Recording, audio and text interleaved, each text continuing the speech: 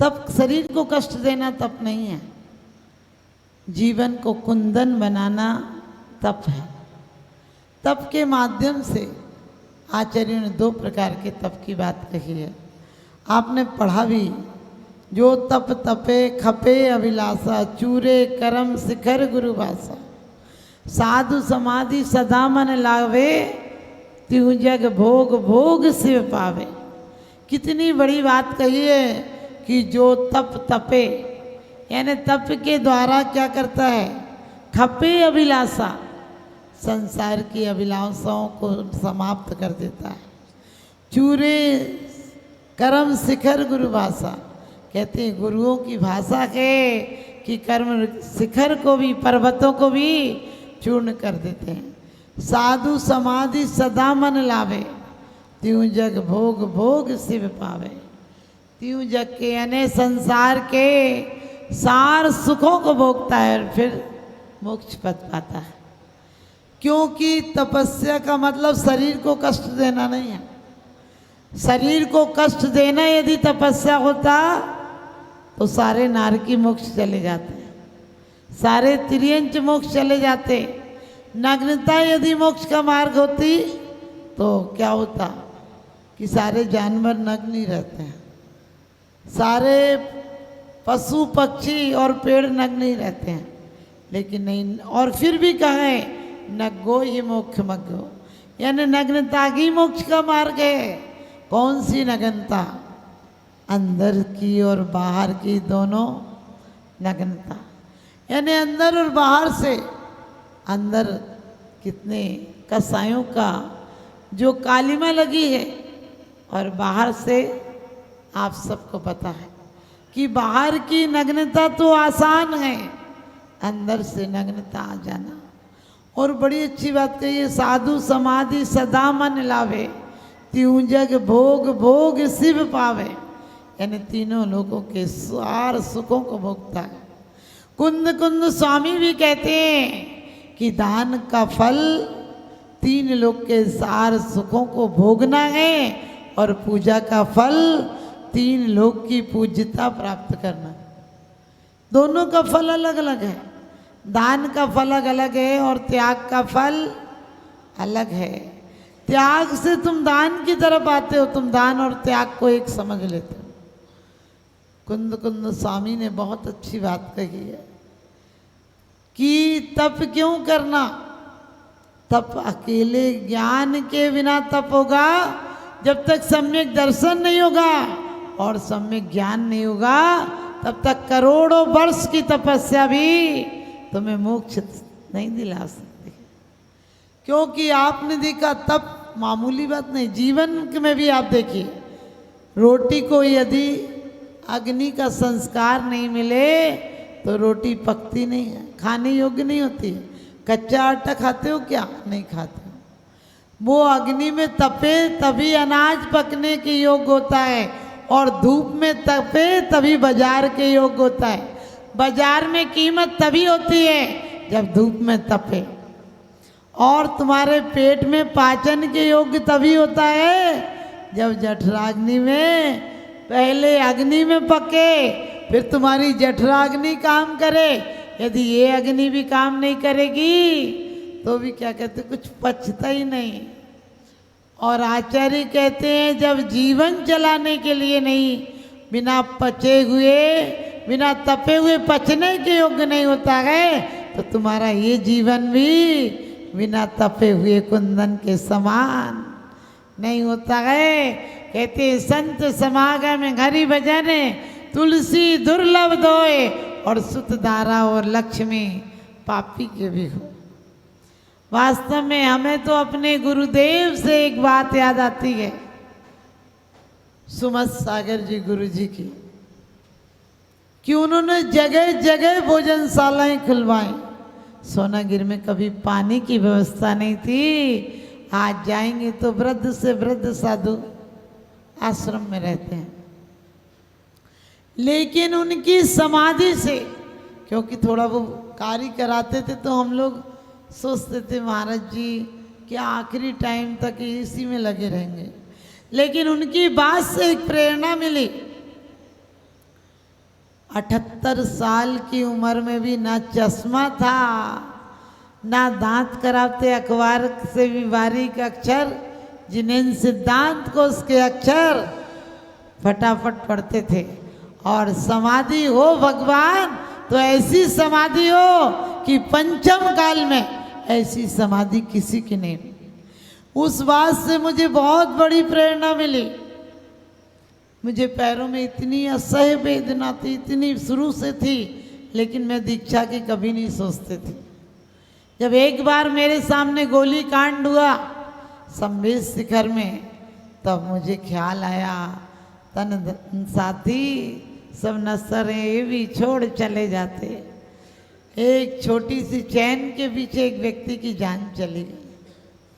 और उसमें मुझे हमेशा ये पता है कि आप लोग बहुत दानवीर हो, लेकिन दिल तो जब पता चला कि कैसे पत्थर दिल लोग हैं, पत्थरों पर करोड़ों रुपया लुटा देते हैं और जीवंत प्रतिमाएं टूट जाएं तो 2000 5000 की भी गुंजाइश नहीं रखते। उस व्यक्ति को जो मरा था उसके 7 लड़कियां थी, एक छोटा सा 2.5 साल का बच्चा था, और बच्चे को तो पता भी नहीं था बाप मर गया। 10 दिन बाद मौत हुई, लेकिन मुझे पता है कि 3 दिन बाद बच्चों ने खाना बनाना बंद कर दिया।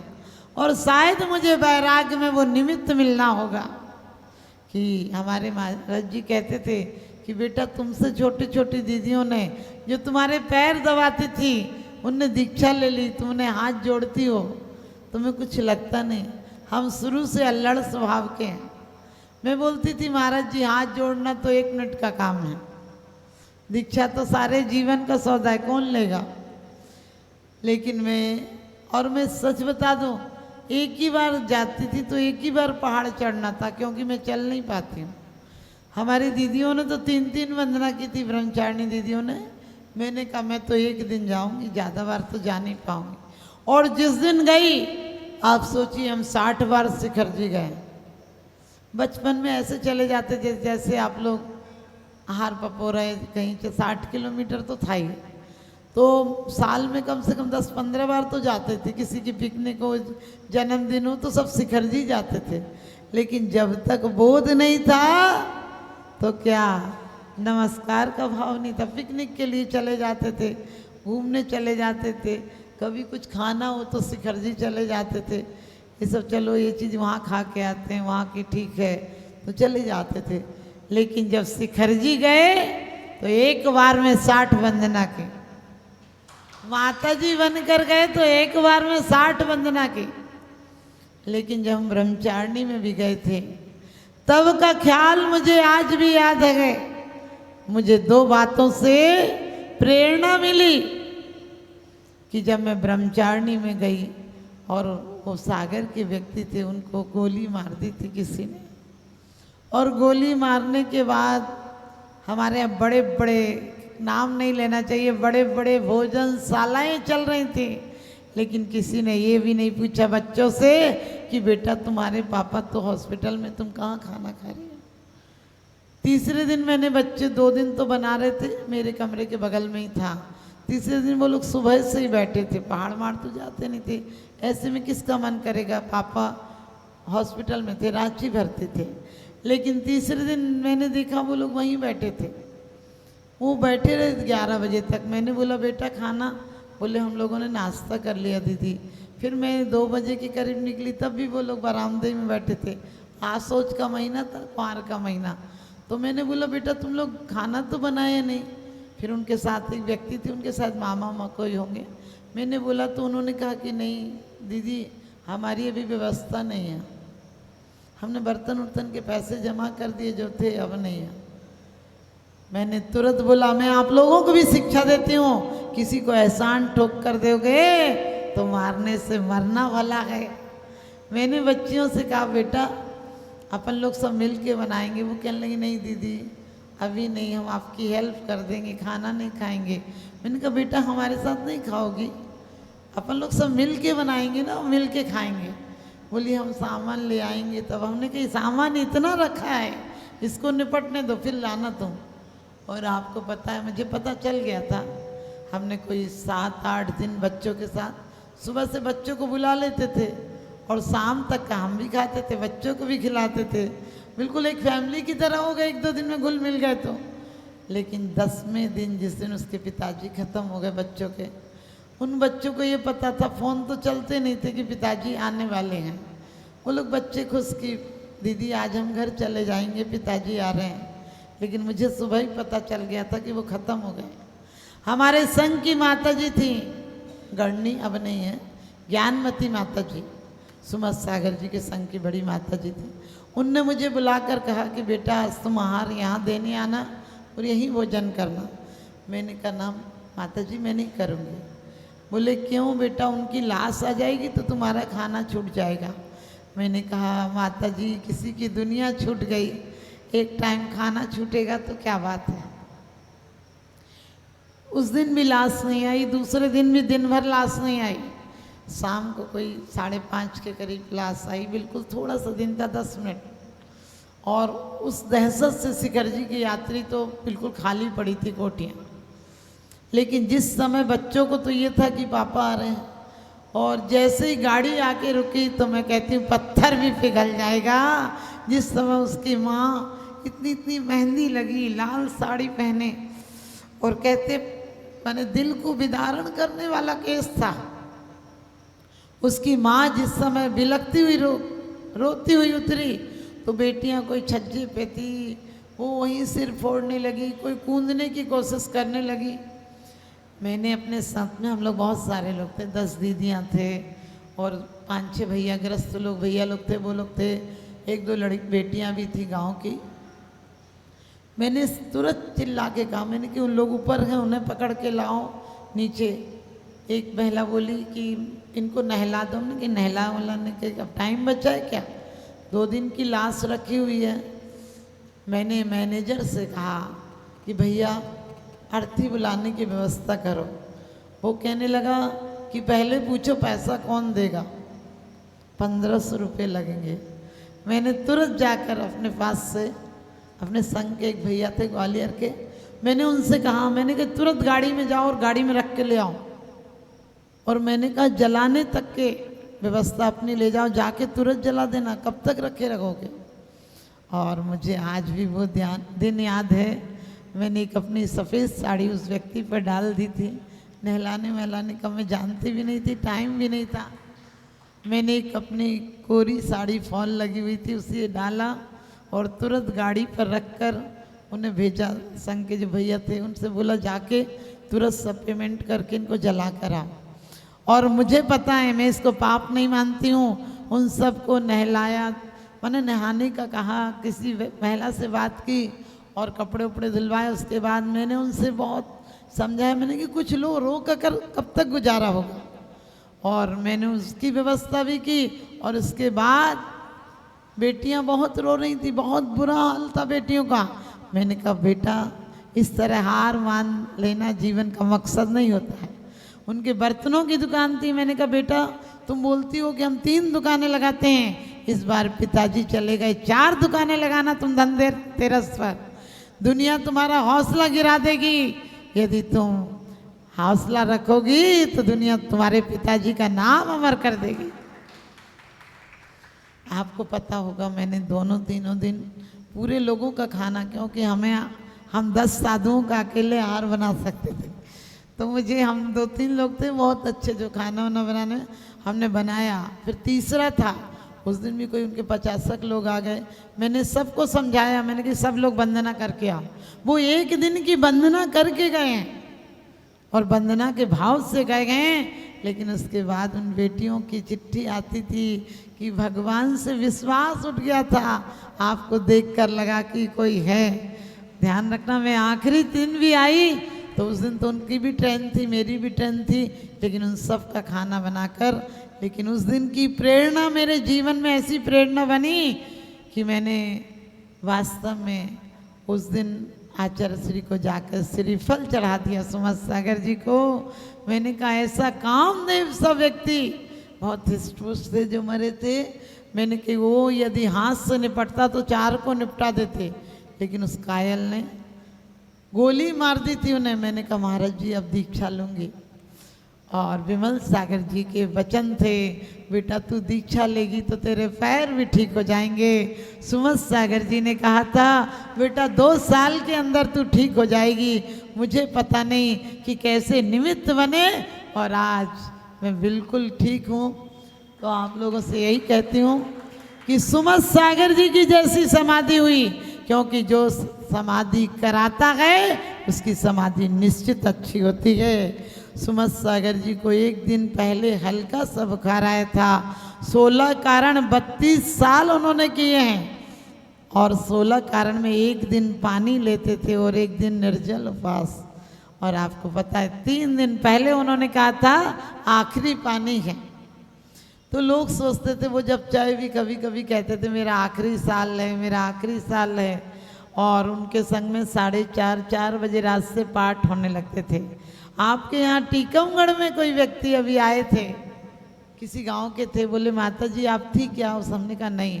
बोले हम गुरुकुल में थे उस समय, हम लोग वहीं पर थे जब महाराज जी की वंदना करके गए थे और लौट कर आए तो महाराज जी ऐसे बैठे थे। सोच कर देखना साधुओं को समाधि कराने का परिणाम।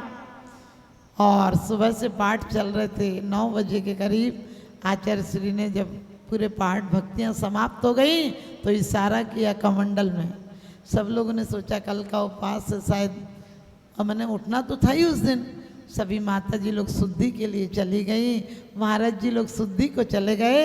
महाराज जी चटाई नहीं लेते थे सुमत सागर जी, सिर्फ कागज की कतरन सी रहती थी उसके बीच बैठते थे। आचार्य श्री ने उस बच्चे ने ही बताया कि माता जी हमने देखा आचार्य श्री ने अपने कमंडल से हाथ पैर का मैंने शुद्धि की और बोले हाथ से ऐसे हटाकर और महाराज जी बैठ गए। बैठने के बाद माता जी लोग सब आ गए, सब क्रिया मैंने आहार के लिए तैयार थे। और कहते हैं जब बहुत देर हो गई, करीब आधा घंटे से ज़्यादा हो गया, तो लोगों को लगा आचार्य श्री माला फेर रहे हैं। तब एक क्षुल्लक जी ने कहा कि महाराज जी कितनी लंबी माला फेर रहे हैं। सब माता जी लोग खड़ी हैं, पड़गाने वाले नमोस्तु नमोस्तु कर रहे थे और आचार्य श्री सिद्ध शिला जा चुके। कहना चाहिए जब उन्होंने हिलाया तो इसलिए था कि महाराज जी इतनी लंबी माला क्यों फेर रहे हैं। आप लोग कभी उनकी, हम पर तो नहीं है लेकिन आप लोग उनकी कभी फोटो आदि मिलेगी तो मैं आपको बताऊंगी कि महाराज जी को बांधने की जरूरत नहीं पड़ी, क्योंकि वो ऐसे बैठे बैठे में चले गए। करीब आधे से पौन घंटा हो गया होगा जब वो बैठे में चले गए। जब क्षुल्लक जी ने हिलाया तो वो नहीं थे। उनसे भी मुझे एक प्रेरणा मिली कि वास्तव में जो साधुओं का ख्याल रखता है उसकी समाधि वर्तमान में भी इतनी अच्छी होती है कि सोच नहीं सकते हैं। आप कभी जाएंगे तो सुमत सागर जी आश्रम सोनागिर भी तेरापंथी के सामने हैं और चंदा प्रभु चढ़ते हैं तब भी बिल्कुल नीचे ही तलहटी में हैं। तो आप सबको यही कहूँगी कि वास्तव में तब क्या है जो आत्मा को कुंदन बना दे। सोने भी लोग कहते हैं कि सुनार सोना गलाता गए, हमने कि सोना नहीं गलाता गए, सोना बनाता गए। जो कचड़ा गए, जो कालिमा लगी गए उसे दूर करता गए तो तब आपको कष्ट नहीं देता है। आप सीधे तपस्या में चले जाते हो, अहिंसा नहीं आता है, संयम नहीं आता है, सीधे तप को करते हो और तप को करते हो तभी तुम्हें निराशा प्राप्त होती है। तब 2 प्रकार के हैं, एक बाह्य तप एक अंदर तप। अनशन ऊनोदर व्रत परिसंख्यान रस परित्याग विविध सयासन काय क्लेश। आप सब भी तप करते हो लेकिन आप लोग तप नहीं करते हो। तप का अर्थ क्या है? मात्र तपना नहीं, वेद विज्ञान की दृष्टि से आत्मा की शक्ति को ऊर्ध्वगामी बनाना ये तप है। अनशन यानी असन का त्याग कर देना, अपने आप में वास करना, ये उपवास है। तुम उपवास करते हो, जितना ख्याल खाने का रोज नहीं आता उतना उस दिन आता है। सच्चाई है, क्योंकि तुमने तपस्या को दमन समझ लिया है। दमन मत समझो, इसे आत्मशोधन समझो। आप लोग भी कभी कभी क्रोध में आकर खाना नहीं खाते हो, लेकिन वो तपस्या नहीं है। वो लंघन हो सकती है, भूखे मरना हो सकता है, लेकिन तपस्या में तो शक्ति और वृद्धिंगत होती है। आपने सुना हमारे ऋषि मुनि जंगलों में रहते थे, फिर भी ऐसी ऊर्जा, ऐसे स्वस्थ महावीर, ऐसे स्वस्थ थे, ऐसी प्रसन्नता थी कि उन्हें देखकर लोग आकर्षित हो जाते थे। अनशन ऊनोदर, आप ऊनोदर है कि सामने आपको पता है क्षुधा वेदनी की उदीर्णा हो रही है, सामने बढ़िया खाना रखा है और उसके बाद छोड़ देना कितना मुश्किल है। मन कह रहा लाओ, पेट कह रहा लाओ, तवे पर जैसे गरम तवे पर 2 बूंद पड़ जाए तो क्या होता है, वो और उछलती है बूंद। ऐसे ही उधर 19, 29, 39 कुछ कम रह जाना, कुछ कम खाना बहुत मुश्किल तपस्या है। और आप लोग भी कभी कभी पेपरों के टाइम में, कभी कभी व्यापार के टाइम में सामने खाना रखा है, थोड़ा सा लिया और छोड़ दिया। व्रत परिसंख्यान, कभी कभी क्रोध में आके ये चीज़ आएगी तो ही खाऊंगी, ये चीज़ आएगी तो ही। रस परित्याग, डॉक्टर तुम्हें कह दे बीपी बढ़ा हुआ है, नमक नहीं खाना, शुगर बढ़ी है, चीनी नहीं खाना, आप छोड़ देते हो कि नहीं छोड़ देते हो? छोड़ देते हो। लेकिन ये तपस्या नहीं है। विविक्त सय्यासन, पेपरों के टाइम में बच्चे पढ़ते पढ़ते वहीं सो जाते हैं। आप बहुत नगद लिए हो तो ट्रेनों में सोते हो क्या? रिजर्वेशन नहीं मिले बस में, ट्रेन में सोते हो क्या? अरे सोने तो जाने दो, कलेजे से लगाकर घूर घूर के देखते हो कि कोई ऐसा वैसा व्यक्ति तो पास में नहीं है। और काय कलेश, गर्मी आ रही हो, धूप हो, तेज धूप पड़ रही हो, जेठ का महीना हो और दुकान में धूप आती हो, सच बताना बंद करके चले जाते हो क्या? ग्राहकी बहुत अच्छी हो तो क्या करते हो? बंद करके नहीं जाते हो, धूप को आने देते हो, फिर भी दुकान। सर्दी हो तो कभी कहते हो क्या सर्दी है दुकान नहीं खोलेंगे? यदि बढ़िया सीजन चल रहा हो तो लाख सर्दी पड़ जाए तुम दुकान बंद नहीं करते। और सच बताना, मेहमान आ जाए तो, बुखार आ जाए तो, कोई बीमारी आ जाए तो क्या करते हो? सबसे पहले क्या छूटता है? मंदिर। और वैसे भी अपन क्या कहते हैं, अभी तो खेलने खाने की उम्र है, अभी खा पी लो, बाद में धर्म कर लेना। हमने कि जब धक्के खाकर सब जगह से आओगी तो ये दरवाजा खुला मिलेगा क्या? सब चीज की उम्र होती है, मंदिर की कोई उम्र नहीं होती है। जब लो न रोग जरा गए तब लो झटत निजित करो, जब लो न रोग जरा गए तब लो झटत निजित करो। क्यों? लेकिन आप लोग तो सबसे आखिरी का सामान छोड़ते हो। बोले अभी तो खेलने खाने की उम्र है। हमने कही जब धक्का खा खा के गिरने लगोगी तब क्या मंदिर आने की उम्र होगी? जब भी कोई बूढ़ा आदमी मर जाता है लोग कहते हैं आज वो भगवान के प्यारे हो गए। हमने कि भगवान की पसंद इतनी खराब है क्या? जो आदमी रिजेक्ट कर दे उसे भगवान सिलेक्ट करेगा क्या? सोच कर देखना। अरे इतना खराब माल तो आदमी भी नहीं लेता है, और इतना खराब माल बोल भगवान के प्यारे हो गए। हमने कही जिंदगी में खारा हो गया, भगवान का प्यारा होगा क्या? जब तक लोगों के प्यारे होने लायक हो तब तक भगवान से प्यार जगा लो। वही एक ऐसा रिश्ता है जो तुम्हें मझधार में नहीं छोड़ता है। मैंने जो 6 तपों की बात कही, यहाँ हम 22 परिश्रय सहने की साधु सहते हैं, तुम 22,000 परिश्रय सहते हो। जितनी लगन और जितनी चिंता, जितनी ऊर्जा तुम परिवार में लगाते हो, इतने यदि परमार्थ में लगा दो तो तुम्हें आज मोक्ष हो जाए। ध्यान रखना। और क्या करते हो? हमारे यही तो कहा है अनशन ऊनोदर व्रत परिसंख्यान रस परित्याग के लिए कि हमेशा आत्मशक्ति का अवलोकन करना कि ऐसा नहीं मिलेगा तो एक दिन नहीं दूंगा तन को। योगी भी खाता है, भोगी भी खाता है। भोगी भोगों को पुष्ट करने के लिए खाता है और योगी आत्मा को पुष्ट होने के लिए, संतुष्ट करने के लिए भोजन लेता है। वो शरीर के लिए भोजन नहीं लेता है, वो साधना को बढ़ाने के लिए भोजन लेता है। जैसे तुम नौकर रखते हो तो कहते हो इतना इतना काम करेगा तब तक तनख्वाह मिलेगी, तब तक रखूंगा नहीं तो हटा दूंगा। ऐसे ही योगी कहता है जब तक तू इस शरीर रूपी फैक्ट्री से आत्मा की साधना का माल तैयार करते देगा तब तक तुझे भोजन दूंगा, और उसके बाद मैं शरीर को पुष्ट करने के लिए नहीं खाता हूँ। और इतना ही नहीं, प्रायश्चित, विनय, बैयावृत्ति, स्वाध्याय, व्युत्सर्ग और ध्यान, ये 6 अंतरंग तप हैं।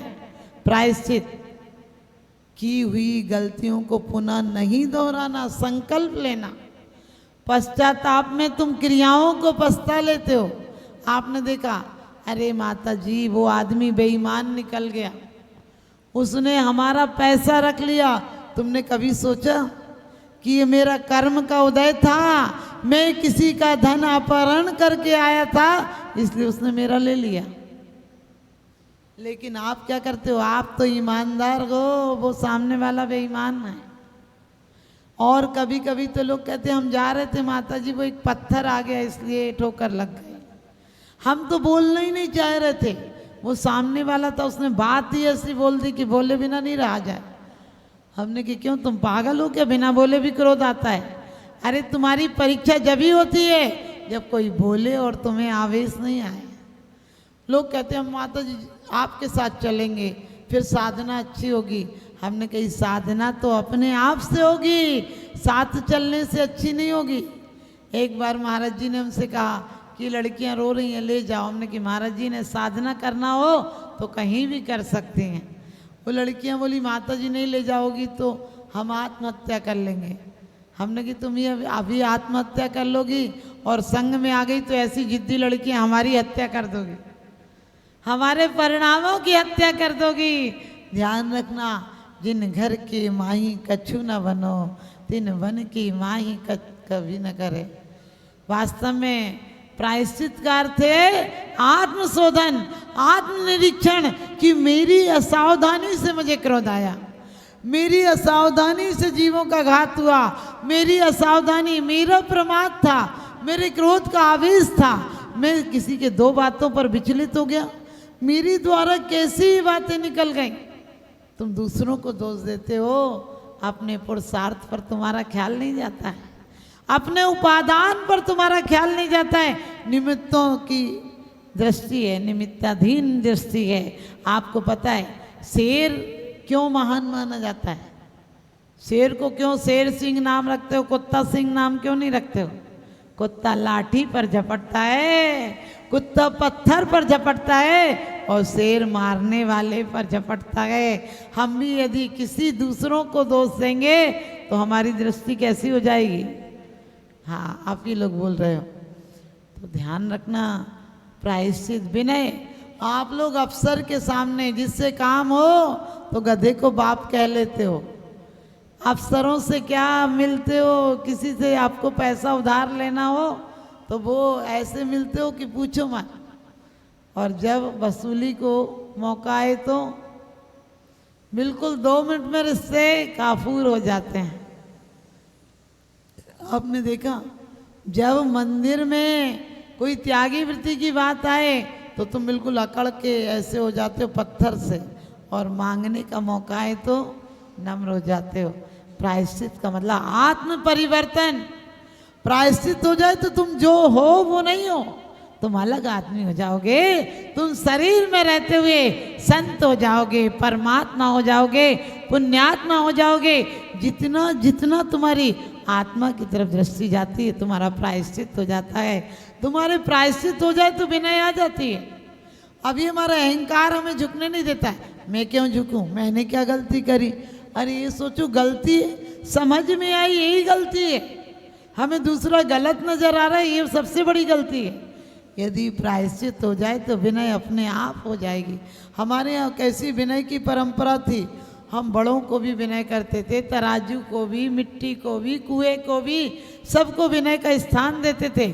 आज आदमी आदमी को विनय नहीं कर रहा है, ठूठ सा खड़ा रहता है, हाथ मिलाएगा जैसे पहलवानी कुश्ती का इरादा। कोई आता तो हाथ जोड़ा करो। अरे हाथ जोड़ना भारतीय संस्कृति की पद्धति है, अपनी ऊर्जा को संचालित करने की पद्धति है, अपने आत्मा को विकास करने की, चौगुनी शक्ति को संचय करने की पद्धति हाथ जोड़ना है। हाथ मिलाना तो झगड़ा करना, कुश्ती का इरादा है। प्रायश्चित, विनय, बैयावृत्ति।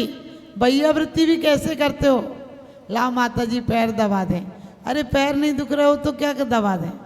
हमने एक दिन बोला मेरा गला दुख रहा है, बोले गला थोड़ी दबाएंगे।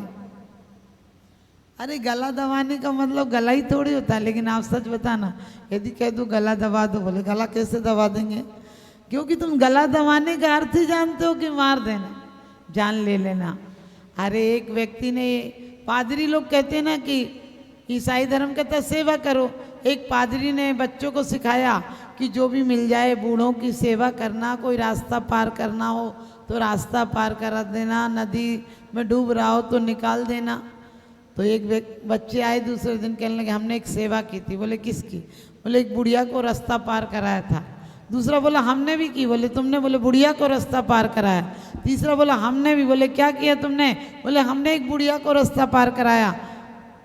पादरी ने बोला तुम्हें 3-3 बुढ़िया मिली? बोले नहीं, एक बुढ़िया थी, एक ही बुढ़िया थी। वो तो सीधे जा रही थी और वो कह भी रही थी कि हमें उस रास्ते पर नहीं जाना, लेकिन आपने कहा था कि रास्ता पार कराना, तो हमने उसको जबरदस्ती उठा के इस रास्ते से उस रास्ते रख दिया। तुम लोग भी ऐसी बैयावृत्ति करते हो? नहीं, तुम लोग तो बच्चियां तो बहुत अच्छी हैं। ध्यान रखना, बैयावृत्ति क्या है, स्थितिकरण क्या है, उपगूहन क्या है, कभी विचार करना। कोई चित्त हो गया हो उसे पुनः स्थापित कर देना। काम से हो गया हो, क्रोध से हो गया हो, असावधानी से हो गया हो, किसी वजह से हो गया हो। आपको पता है जिंदास सेठ की बात आती है कि छुल्लक के वेश में कोई चोर था और वो छुल्लक के वेश में प्रतिमा चुरा कर ले गया। लोग पीछे गए तो वो कहते चुराई नहीं, मैंने मंगाई थी। क्यों? क्योंकि लोगों का धर्मात्माओं से विश्वास नहीं उठ जाए। ये हमारे यहाँ की परंपरा थी। अपन धो उजली करते हैं, दुगना पाप कमाते हैं। एक ने करके पाप कमाया, तुम उसे याद कर करके पाप कमा रहे हो। अनुमोदना नहीं तुम्हारी, नकारात्मक हो या सकारात्मक हो।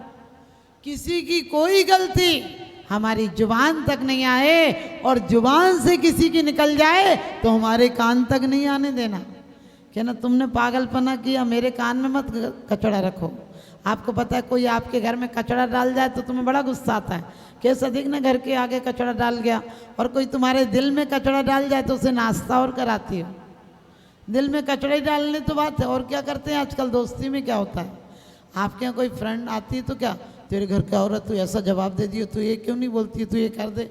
ये सब क्या है, घर में जहर पैदा करना है।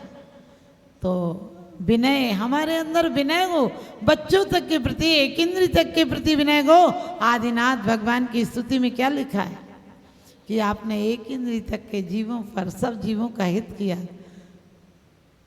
तो बैयावृत्ति, व्युत्सर्ग, ध्यान। व्युत्सर्ग का मतलब आपको कहते कायुत्सर्ग करो तो क्या करते हो? 9 बार नमोकार मंत्र। 9 बार नमोकार मंत्र नहीं है, काय से ममत्व समाप्त हो जाए, ऐसे खड़े हो जाओ जैसे मुर्दा पड़ा हो, हमारा शरीर पड़ा रहे, हमारी चेतना अलग खड़ी होकर निरीक्षण करे। ये है कायुत्सर्ग।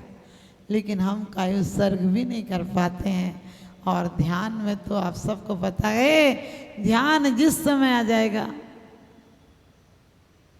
वास्तव में हर व्यक्ति यही जिंदगी होगी, लेकिन हमारा ख्याल बदलते ही संसार बदल जाता है। आपको यही कहूँगी कि सिर्फ तपस्या, उत्तम तप की माला मत फेरना, तप के द्वारा इस आत्मा को परमात्मा बनने की शुरुआत करना। क्योंकि आपका सोच बदलेगा तो संसार बदल जाएगा। जैसी दृष्टि होगी वैसी सृष्टि नजर आएगी।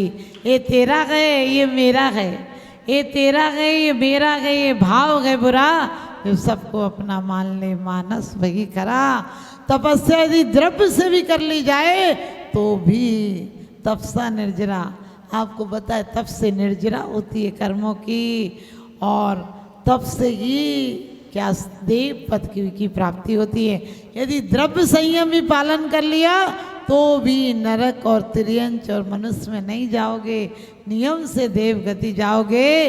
बाल तपांसी देवस्य, यदि बाल तब भी अज्ञानता पूर्वक तब भी तुम्हें और दुर्गतियों में नहीं जाने देगा, तुम्हें देव गति प्राप्त होगी।